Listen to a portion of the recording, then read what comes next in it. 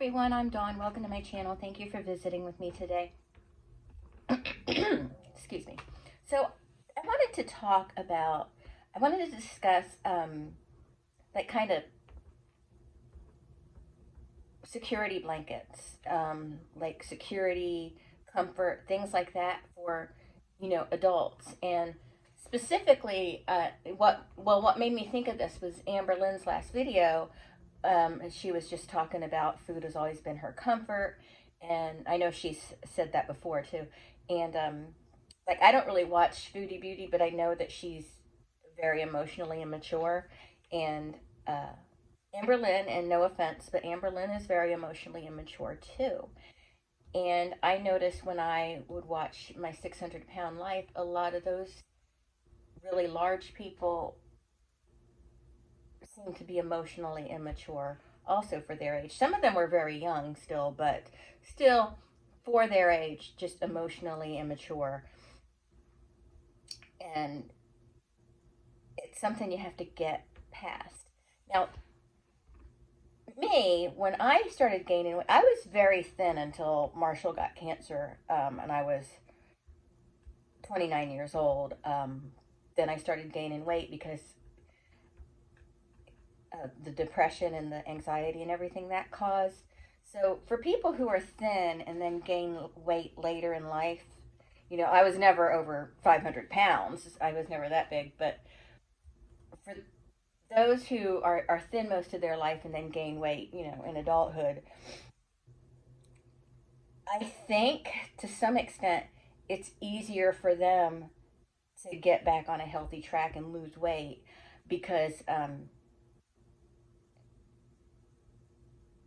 they haven't lived a whole lifetime of food being their comfort source. Do you know what I'm trying to say? Like,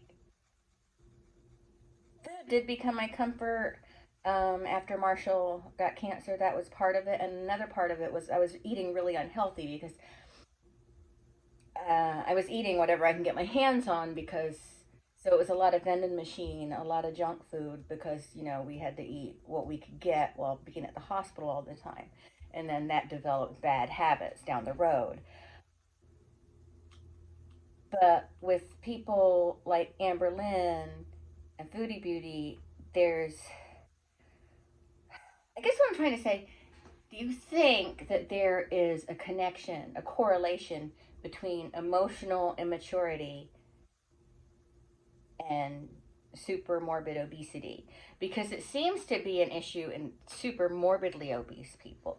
And I've known super morbidly obese people in my life who also have this kind of emotional immaturity. And I don't mean that in a mean way. I'm not slapping people in the face by saying that. There are a lot of adults who are emotionally immature. And I'm just wondering if you think there's a correlation between emotional immaturity and super morbid obesity, specifically super morbidly obese people. I have an appointment with my therapist tomorrow. I might just ask her about that, just, if we get a free minute. But,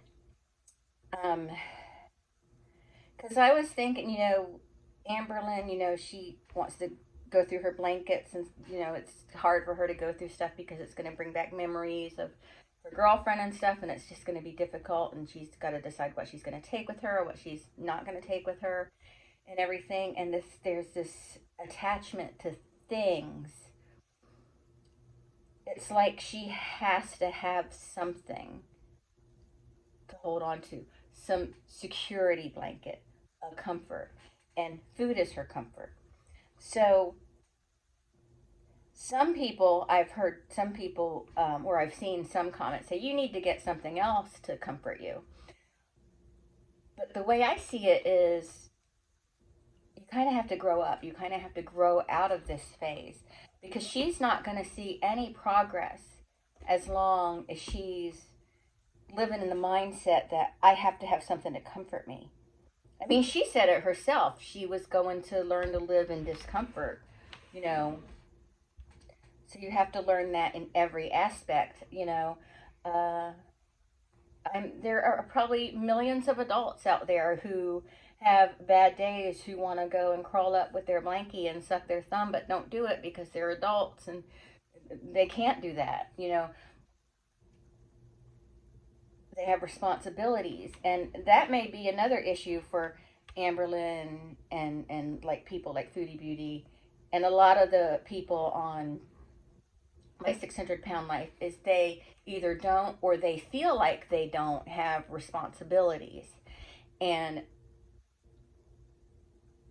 it's just, especially when you're responsible for another human life, you know, you have to grow up and or acknowledge that. And I think a lot of people who are responsible for another human being are not acknowledging that because they want to hold on to that feeling of they're the kid. They want to be cozy. They want to be comforted. They want to, it's all about them.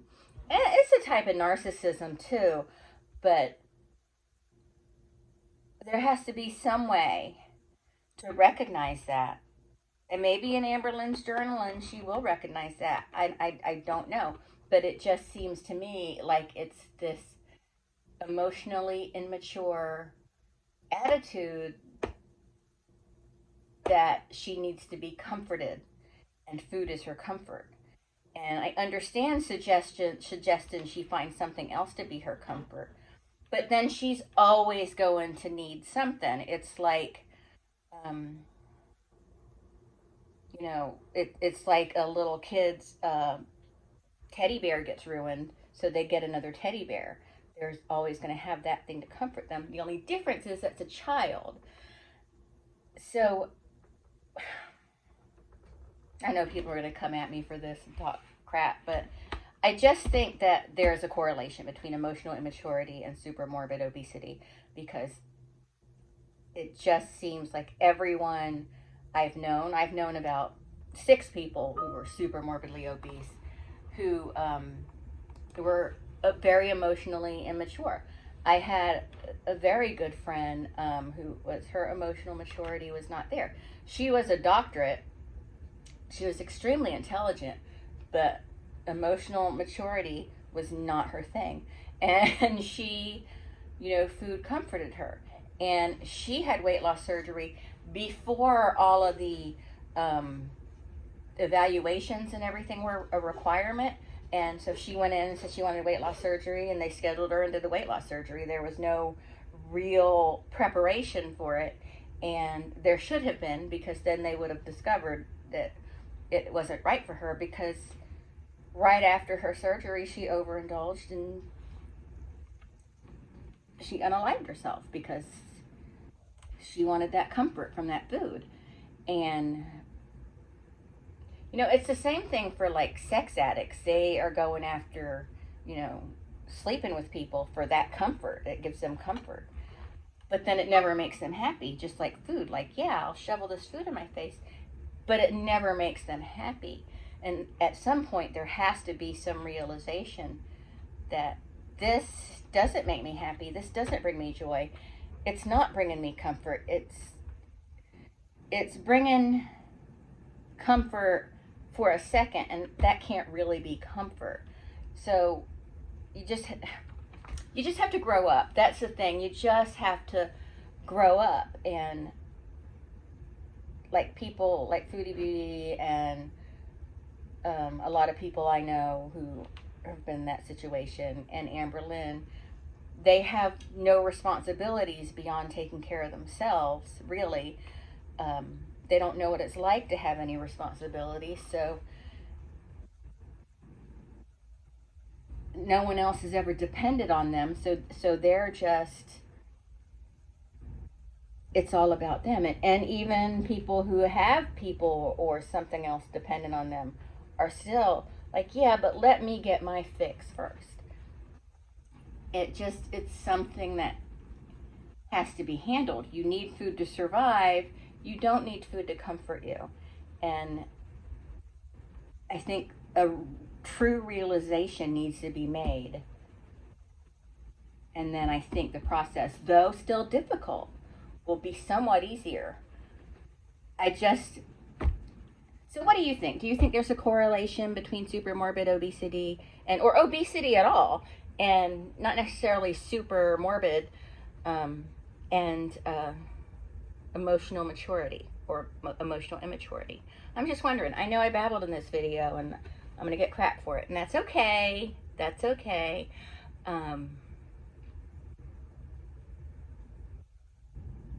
But yeah. Hmm. I don't know. I probably should have organized my thoughts more, but sometimes I just like to just make it a stream of consciousness. Like, this is what I'm thinking right now. And this is what I'm going to say, and I'm going to say it and get it off my chest. Because I was just watching Alex's Shook, and, you know. So I'm gonna get off of here. I just wanted to express some thoughts, and I will talk to everyone later. Bye!